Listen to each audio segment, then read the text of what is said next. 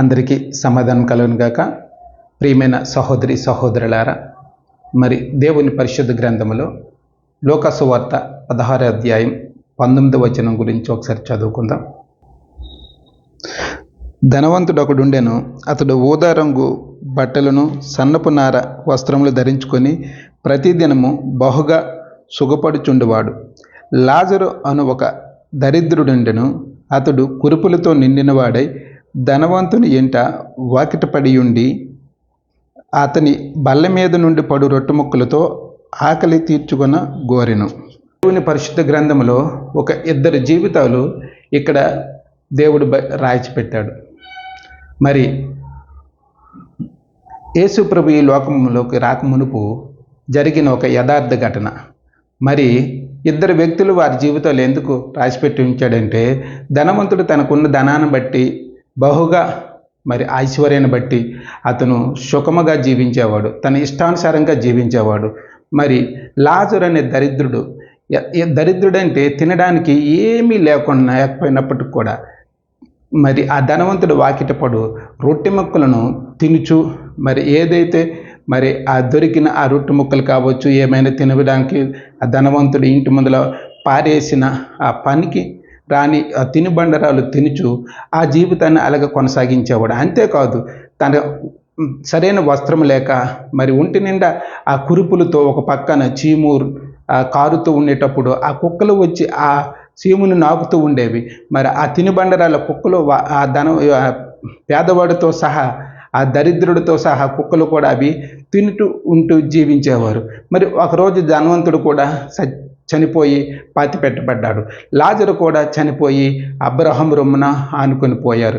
మరి ఇక్కడ దరిద్రుడైనప్పటికి కూడా లాజరు పేరు దేవుడు లిఖించాడు, కానీ ధనవంతుడు మరి ఎంత మాత్రము పేరుని లిఖించలేదు. నిజమే ప్రియమైన వారలా, మరి నా పేరు జీవగ్రంథంలో లేకపోయినట్లయితే మరి మనం ఈ క్రీస్తును నమ్ముకున్నా సరే మరి వృధా అయిపోతుంది.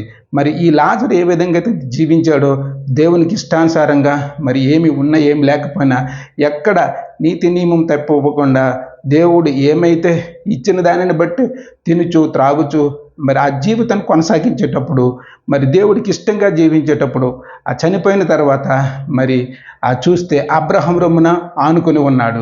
మరి దేవుడికి ఇష్టానుసారంగా జీవించిన వ్యక్తులు ఎవరైనా కావచ్చు, మరి జీవగ్రంథములు వారి పేరు లిఖించబడుతుందని ఈ గ్రంథం ద్వారా మనకు తెలియబడుతుంది. మరి ధనవంతుడి పేరు ఎందుకు లిఖించలేదంటే, మరి తనకు ఉన్న ధనాన్ని బట్టి కావచ్చు, తనకున్న ఐశ్వర్యం కావచ్చు, సుఖానుభవంగా జీవించాడు.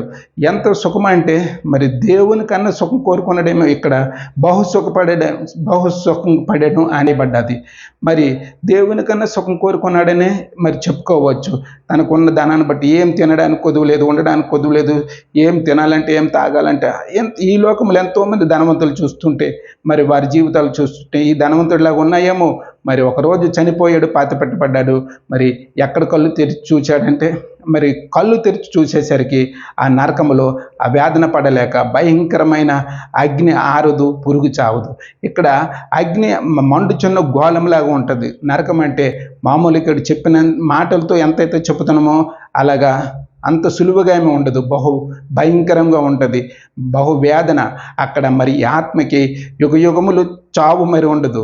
యుగయుగములు ఆ అగ్నిలో మండుచు నరక యాతన పడుచు దాహానికి తట్టుకోలేక వచ్చేసరికి ఆ పక్కన లాజరేమో అబ్రహాము రొమ్మును ఆనుకొని బహు సుఖముగా ఉండడం చూసి అప్పుడు ఈ అబ్రహాముకేమో ఇక్కడి నుంచి కేకలు వేస్తున్నాడు, తండ్రివైన అబ్రహమా దయచేసి నా మనవి ఆలకించండి అని ఆ నరకములో ఉండి ధనవంతుడు ప్రార్థన చేస్తున్నాడు. మరి ఈ లోకంలో ఉంటుండగా ప్రార్థన చేయలేదు. మరి ఎక్కడ ఉండి ప్రార్థన చేస్తున్నట్లయితే మరి ఆ దేవుడు బయలుపరిచేవాడేమో. కానీ అక్కడికి వెళ్ళి కళ్ళు తెరిచేసరికి ఆ వేదన, ఆ భయంకరమైన ఆ మంటల్లో యాతన పడలేక అప్పుడు గుర్తుకొచ్చింది, ప్రార్థన చేయాలి, ఇక్కడి నుంచి బయటపడాలి. ఏ విధంగా బయటపడతాం? ఈ బహు వేదనకరమైన స్థలంలో ఇక్కడ ఉండడం ఎంత మాత్రము సుఖం లేదు. అక్కడ చూస్తున్నట్లయితే భూలోకములో నరకయాతన పడ్డాడు. తినడానికి తిండి లేకపోయినా ఆ కుక్కలు వచ్చి కురుపులు నాకినప్పుడు కూడా మరి బహు వేదన వేదనకరంగా భూమి మీద జీవించాడు. కానీ ఇక్కడైతే అతను బహు సుఖముగా ఉంటున్నాడు. అబ్రహాము రొమ్మును ఆనుకొని బహు సుఖపడుతున్నాడని చూసేమో తట్టుకోలేక ఈ వేదనకరమైన స్థలం నుంచి నేను బయటపడాలంటే నాకు మార్గం వెలగా, ఈ దాహం వేస్తుంది, ఇక్కడ త్రాగడానికి నీరు లేదు. అప్పుడు ఆ లాజరు చిటికిన వేణు ముంచుకొని నాకు చల్లార్చడానికి నా నాలిక మీద ఒక చుక్క నీరు వేయమని ప్రాధేయపడుతున్నాడు, ప్రార్థన చేస్తున్నాడు. ప్రియమైన వారలారా, ఇక్కడ చూడండి, చిటికిన వేనంటే ఈ శరీరం ఎలాగైతే ఉంటుందో చనిపోయిన తర్వాత అటువంటి శరీరమే మన ఆత్మకు ఉంటుందని మనం చేస్తున్నాను. మరి ఇక్కడ రాయబడుతుందని మనం ఎంతైనా తెలుసుకోవాలి. మరి చాలామంది అనుకుంటారు ఆత్మ అంటే ఒక దీపం లాగా ఉంటుంది అని అనుకుంటారు. కాదు ప్రియమైన వారలారా, మరి గమనించండి, ఇక్కడ దాహం వేస్తుందంటే దాహం తెలుస్తుంది. ఇక్కడ భూమి మీద ఏ విధంగా శరీర అవయవాలు ఉంటాయో మన ఆత్మ కూడా అలాగే మరి అన్ని అవయవాలు అదే రూపంతో ఉంటుందని. కానీ ఒక్కటి ఇక్కడ భౌతికమైన శరీరం ఉంటుంది, అక్కడ శరీరం ఉంటుంది. అక్కడ ఆత్మకి ఏ రూపం కలిగి ఉంటామో అక్కడ కూడా అదే రూపం ఉంటుంది, అదే యాతన, ఆ మంచి స్పర్శ తెలుస్తూ ఉంటాయి. మరి నీతిమంతుడైన లాజరు ఇక్కడ బ్రతికిన జీవితాన్ని బట్టి అక్కడ పరలోకములో సుఖం, ఆ పరదేశంలో సుఖంగా అబ్రహాము రొమ్మును ఆనుకొని బహు సుఖంగా ఉండడం గమనించాడు. మరి ఆ వ్యాధి నుంచి బయటపడాలని ఇక్కడ నరకంలోకి వచ్చిన తర్వాత ఆ ప్రయాస కావచ్చు, ఆ తపన కావచ్చు, మరి దేవుడు ఎంత ప్రార్థించినా మరి దేవుడు అక్కడ నరకంలో చేసే ప్రార్థన ఆలకించడానికి గమనించాలి. ప్రియమైన వారలారా, మరి కిందను చూసుకుందాం ఒకసారి. అందుకు అబ్రహాము, కుమారుడా, నీవు నీ జీవితకాలమందు నీకిష్టమైనట్టు సుఖము అనుభవించితివి, అలాగనే లాజరు కష్టము అనుభవించును, జ్ఞాపం చేసుకొనుము. ఎక్కడైతే వాడు నెమ్మది పొందుచున్నాడు, నీవు యాతన పడుచున్నావు. అంతేకాక ఇక్కడ నుండి మీ యొద్దకును దాటగోరువారు దాటిపోజాలకుండినట్లును, అక్కడ వారు మా యొద్దకు దాటి రాజాలకుండినట్లును మాకును మీకును మధ్య మహా అగాధం ఉంచబడినదని చెప్పాను. చూడండి ప్రియమైన వారలారా, మరి ఆ నరకం పక్కనే అక్కడ పరదేశం అనేది అక్కడ ఉన్నది. అక్కడ మనం పక్కన చూసుకున్నట్లయితే పరదేశం ఉంది, ఇటువైపు నరకం ఉంది, మధ్యలో అక్కడ వారు ఇక్కడికి దాటి రాకున్నట్లు, ఇక్కడ వారు అక్కడికి దాటుకున్న మధ్యలో అగాధం ఉంది. అగాధం అంటే ఖాళీ, అక్కడ మరేమీ ఉండదు. ఆ ఖాళీ ప్రదేశం చూసినట్లయితే భూమి అంతా మనకు గుండ్రంగా ఉంటుంది. ఆ గుండ్రంగా ఉండేటప్పుడు భూమి లోపల అక్కడ మనం చూడొచ్చు ఒకసారి, భూమి గుండ్రంగా ఉంటుంది. ఇక్కడ ఫోటోలో మనం చూస్తున్నట్లు అంత చిన్నదేం కాదు భూమి, చాలా విస్తీర్ణమైన, మరి దాని వెడల్పులు మనం చాలా విస్తీర్ణమైనది. మరి ఆ మధ్యలో అగాధం ఉన్నది, ఆ మధ్యలో నరకం ఉంది. ఇటువైపు నరకం, అటువైపు పరదేశం, రెండు కూడా యేసుప్రభు రాక మునుపు ఈ పరదేశం అనేది భూమి లోపలే దాచిపడి ఉన్నదని మరి ఇక్కడ గ్రంథం సెలవిస్తుంది. మరి కనిపిస్తుంది. ధనవంతుడు చూసేటప్పుడు అబ్రహాము రొమ్మున ఆనుకొని ఉన్నాడు లాజరు. మరి అంటే ఇక్కడ మనం చూసినట్లయితే నరకం పక్కనే, ఆ నరకం ఆ పక్కనే పరదేశం ఉన్నదని మనం గమనించవచ్చు. మరి అక్కడి నుంచి ఇటువైపు నుంచి అక్కడికి వెళ్ళకున్నట్లు మధ్యలో మహా అగాధము ఏర్పడి, మరి ఆ మహా అగాధము ఉంచబడి ఉన్నది. అగాధం అని అంటే అక్కడ ఖాళీ ప్రదేశం అని తెలుసుకునే వాళ్ళు. అప్పుడు ఈ ధనవంతుడికి ఏం ఆలోచన వచ్చిందంటే, మరి ఇక్కడి నుంచి నేను ఎలాగ ఈ వేదనకరమైన ప్రదేశం నుంచి నేను తప్పుకోవాలని. కానీ నాకు ఉన్న 5 అన్నదమ్ములు ఉన్నారు, ఈ మహా వేదనకరమైన ప్రదేశానికి వాళ్ళు రాకున్నట్లు ప్రార్థన చేస్తున్నాడు. దయచేసి అక్కడ లాజర్ను పంపించండి, ఆ భూలోకములకు పంపించినట్లయితే ఈ లాజరు చెప్తే మా అన్నదమ్ములు వింటారు. మరి నేను వచ్చి ఈ యాతన పడుతున్న ప్రదేశానికి వారు రాకుండా ఉండాలని ప్రాధేయపడుతున్నాడు, ప్రార్థిస్తున్నాడు.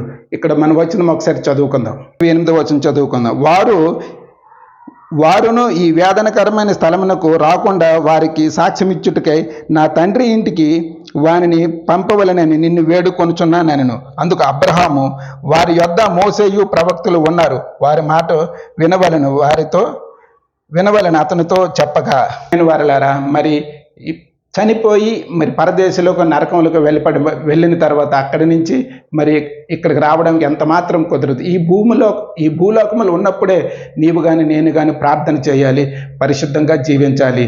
మరి ఇక్కడ ప్రార్థన, ఇక్కడ మాటలు, ఇక్కడ ప్రవక్తలు చెప్పిన మాటలు మరి విని విశ్వసించి దేవుని నమ్మినట్లయితే మరి ఈ వేదనకరమైన ప్రదేశాలకి మరి రారని అక్కడ మరి ఈ గ్రంథం ద్వారా మనము తెలుసుకోవలసి వారై ఉన్నాం. ప్రియమైన వారలారా, మరి చూడండి, ఆ ధనవంతుడు తన అన్నదమ్ములు ఈ వేదనకరమైన స్థలానికి రాకుండా నరకములో ప్రార్థన చేస్తున్నాడు.